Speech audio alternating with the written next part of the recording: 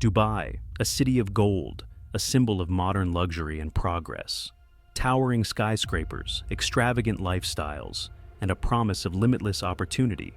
But what if beneath all the glamour lies a darker truth? Behind the glittering facade of the UAE, the Dubai royal family, led by Sheikh Mohammed bin Rashid Al Maktoum, holds absolute power. While the world sees a visionary leader, others see a ruler accused of human rights violations, forced disappearances, and controlling his own family members with an iron grip. From the mysterious vanishing of Princess Shamsa, to the harrowing escape attempt of Princess Latifah, to shocking allegations of surveillance, oppression, and silencing critics, Dubai's reality isn't as perfect as it seems. In this video, we dive deep into the untold stories of the Dubai royal family, a story of power, secrecy, and those who dared to challenge it. Stay with us, because what you're about to hear may change the way you see Dubai forever. In the heart of Dubai's royal family lies a tale shrouded in mystery and controversy: the disappearance of Princess Latifah bint Mohammed Al Maktoum. Born on December 5, 1985, Latifah is one of Sheikh Mohammed bin Rashid Al Maktoum's many children. Known for her adventurous spirit and love for skydiving, Latifah's life behind palace walls was far from the fairy tale many would envision. In late February 2018, driven by a desire for freedom, Latifah embarked on a daring escape from the UAE.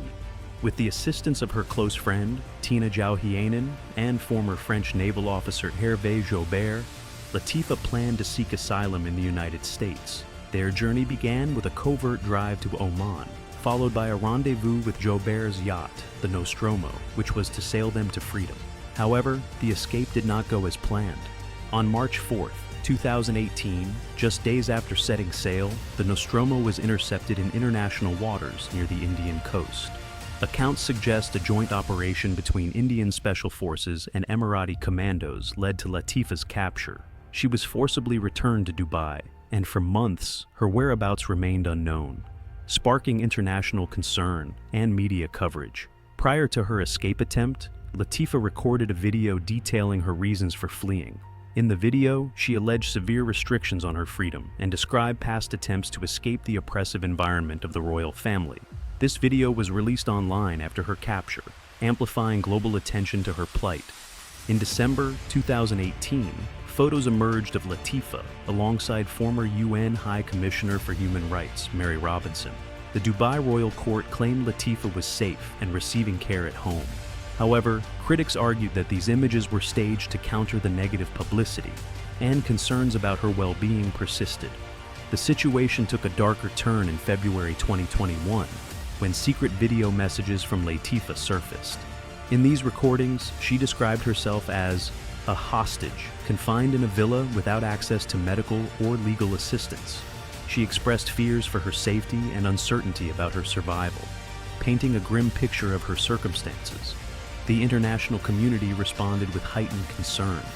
The United Nations demanded proof of Latifah's life and well-being, while human rights organizations intensified their calls for her release. The UAE faced increasing scrutiny over its human rights record, particularly regarding the treatment of women and dissidents. In June 2021, a statement issued on Latifah's behalf by law firm Taylor Wessing claimed she was free to travel and requested privacy.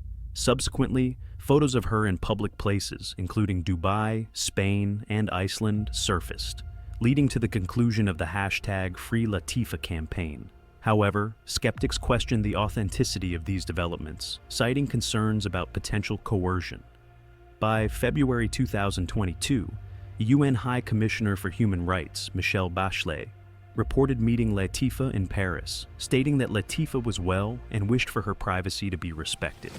Despite these assurances, the full truth of Princess Latifah's ordeal remains a poignant reminder of the complexities and challenges faced by those within the confines of absolute monarchies.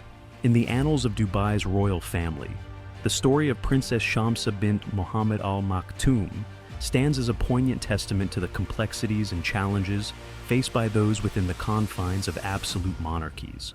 Born on August 15, 1981, Shamsa is the daughter of Sheikh Mohammed bin Rashid Al Maktoum, the ruler of Dubai and Prime Minister of the United Arab Emirates, and his Algerian wife, Houria Ahmed Al Miash.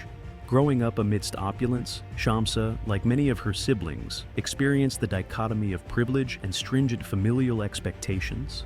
In the summer of 2000, the then 19-year-old Princess Shamsa was on holiday in the United Kingdom, residing at the family's Longcross estate near Chobham in Surrey. Yearning for autonomy and seeking respite from the restrictive environment of her life in Dubai, Shamsa seized the opportunity to escape in mid-July. She spent several weeks in London, staying with friends and exploring a life beyond the gilded cage of royalty. However, her bid for freedom was short-lived. In August 2000, while walking out of a bar in Cambridge, Shamsa was forcibly picked up by 4 men, described as Arabs carrying guns, and was swiftly transported back to Dubai on a private jet. This audacious abduction on foreign soil raised significant concerns and caught the attention of local authorities. In March 2001, after being contacted by a British solicitor who had spoken to Shamsa, Cambridgeshire police initiated an investigation into her disappearance. Individuals close to Shamsa in the UK corroborated her account of escape, and the matter even reached the UK Parliament. Despite these efforts, the investigation faced substantial obstacles.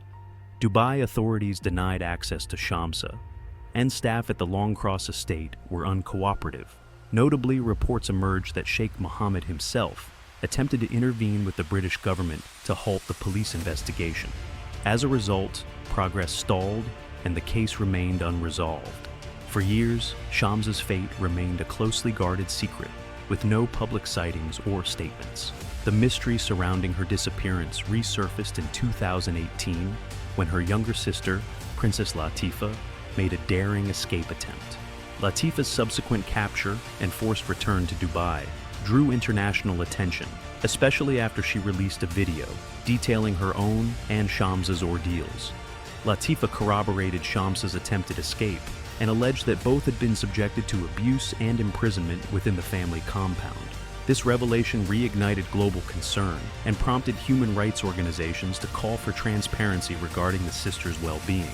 In December 2018, the police investigation into Shamsa's disappearance was reopened, bolstered by testimony from her cousin, Marcus Sabri, who had corresponded with Shamsa before her disappearance. Sabri's insights shed light on Shamsa's desire for freedom and the constraints she faced within the royal family. Despite renewed interest and advocacy, tangible progress in the investigation remained elusive. As of 2023, Shamsa has not been seen in public, marking over 2 decades since her disappearance. The quest for justice took a significant turn in December 2019 when a UK family court ruled that, on the balance of probabilities, Sheikh Mohammed had orchestrated the abductions of both Shamsa and Latifah. The court also found that he had subjected his former wife, Princess Haya, to a campaign of intimidation. These findings, published in March 2020, cast a shadow over the Dubai ruler's international reputation and underscored the pervasive issues within the royal household. The case of Princess Shamsa remains emblematic of the broader human rights concerns associated with absolute monarchies. Her story has spurred global discourse on the treatment of women in the UAE and the lengths to which those in power may go to maintain control. International organizations continue to advocate for her freedom and well-being, but the opaque nature of the situation poses significant challenges. In reflecting on Shamsa's plight, it becomes evident that her disappearance is not just a personal tragedy, but also a symbol of the systemic issues within the governance structures of certain regimes. The international community's response to such incidents plays a crucial role in promoting accountability and safeguarding human rights.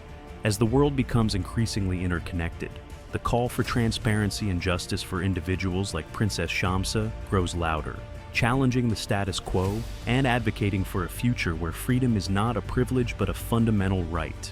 When Princess Haya bint Al Hussein married Sheikh Mohammed bin Rashid Al Maktoum in 2004, their union was seen as a powerful alliance between 2 of the most prominent royal families in the Arab world. Haya, the half-sister of King Abdullah II of Jordan, was well-educated, well-spoken, and a modern woman who had broken several barriers, including becoming the first female equestrian to represent Jordan in the Olympics. However, behind the grandeur of Dubai's royal palace, a different reality was unfolding.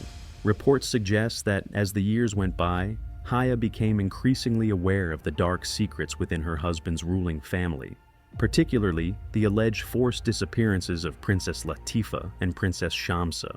As tensions escalated, the fairy tale marriage unraveled, leading to one of the most high-profile royal custody battles in modern history. In April 2019, news broke that Princess Haya had fled Dubai with her two young children, Jalila and Zayed. Her escape, much like that of her stepdaughters, was reportedly planned with the utmost secrecy. She sought refuge in the United Kingdom, fearing for her safety. According to reports, she left after discovering disturbing details about Princess Latifah's failed escape in 2018. Haya took refuge in her multi-million-pound mansion in Kensington, London. Soon after, Sheikh Mohammed launched legal proceedings to force her return, filing a case in the UK's High Court to gain custody of their children. The ensuing court battle was explosive. In a series of hearings that spanned months, shocking details about the couple's marriage and Sheikh Mohammed's treatment of women emerged. Haya claimed she had been subjected to years of psychological abuse, intimidation, and threats. One of the most alarming revelations was that Sheikh Mohammed allegedly ordered his security personnel to leave guns in her bedroom as a form of psychological intimidation. The court also heard allegations that Sheikh Mohammed orchestrated a smear campaign against her, hacking her phone using Pegasus spyware, an Israeli-developed cyber surveillance tool known for its use against activists, politicians, and journalists. In March 2020, a UK High Court ruled overwhelmingly in Haya's favor, stating that Sheikh Mohammed had conducted a campaign of fear and intimidation. The court also confirmed that both Princess Latifah and Princess Shamsa had been forcibly detained by him. Despite Dubai's efforts to downplay the ruling, the decision marked a significant moment in the legal history of royal disputes. It was a rare instance where an absolute monarch's actions were scrutinized and condemned in an international court. In December 2021, the UK courts ordered Sheikh Mohammed to pay Princess Haya a record-breaking £554 million, approximately $730 million in a divorce settlement, the largest in British history. The money was allocated to ensure the safety of Haya and her children, including a security budget to prevent any further attempts by Dubai's ruling family to reclaim them. This ruling sent shockwaves through the global elite, exposing how even the wealthiest and most powerful leaders were not above international law. The case of Princess Haya versus Sheikh Mohammed was more than just a high-profile divorce. It was a watershed moment for royal women seeking justice. Her successful legal battle in the UK set a precedent, proving that even monarchs could be held accountable for their actions. However, the question remains, if Princess Haya, with her royal Jordanian lineage and international connections, barely managed to escape Dubai's grip, what chance do other women in the UAE have? This case has raised serious concerns about women's rights in the region and the unchecked power of absolute rulers. While Haya may have secured her freedom, her stepdaughters, Latifah and Shamsa, remain trapped, their fates unknown. As the world watches, one thing is clear. The struggle for justice within the walls of Dubai's royal palaces is far from over. Dubai, with its breathtaking skyline and world-class attractions, is often portrayed as the pinnacle of luxury and modernity. But beneath the shimmering facade lies a darker reality. A nation where human rights violations and systemic oppression remain deeply entrenched. From forced disappearances and torture to arbitrary arrests of activists and tourists, the UAE has been repeatedly called out by human rights organizations worldwide. Yet, these issues rarely make it to mainstream discussions. Today, we peel back the layers to expose the truth. If you appreciate unfiltered, in-depth investigations like this, consider subscribing to the channel so we can continue bringing you these important stories. For years, activists and whistleblowers in the UAE have vanished without a trace. Some were abducted by state authorities, held in secret detention centers, and subjected to inhumane treatment and their only crime, criticizing the regime. Reports from Human Rights Watch reveal chilling testimonies of detainees being beaten, electrocuted, and deprived of sleep for days. One of the most high-profile cases was Ahmed Mansour, a prominent human rights defender sentenced to 10 years in prison for simply posting about injustice on social media. But it's not just Emiratis. Foreign nationals have also fallen victim to Dubai's draconian laws. Imagine being on vacation in Dubai, only to find yourself arrested for a minor misunderstanding or an outdated law you didn't even know existed. Take the case of Joseph and Joshua Lopez, two American brothers who attended a yacht party. After claiming they were drugged and robbed, they went to the police, only to be thrown in jail themselves. Or Laleh Shahravesh, a British woman arrested for an old Facebook post where she called her ex-husband's new wife ugly. She was detained for 2 weeks and forced to pay a heavy fine before being allowed to return home. These cases expose a harsh truth. One misstep in Dubai can turn your dream vacation into a nightmare. Despite growing international scrutiny, Dubai continues to attract celebrities, influencers, and business moguls, many of whom remain willfully ignorant of its human rights violations. Organizations like Amnesty International and Human Rights Watch have repeatedly urged world leaders to hold the United Arab Emirates accountable.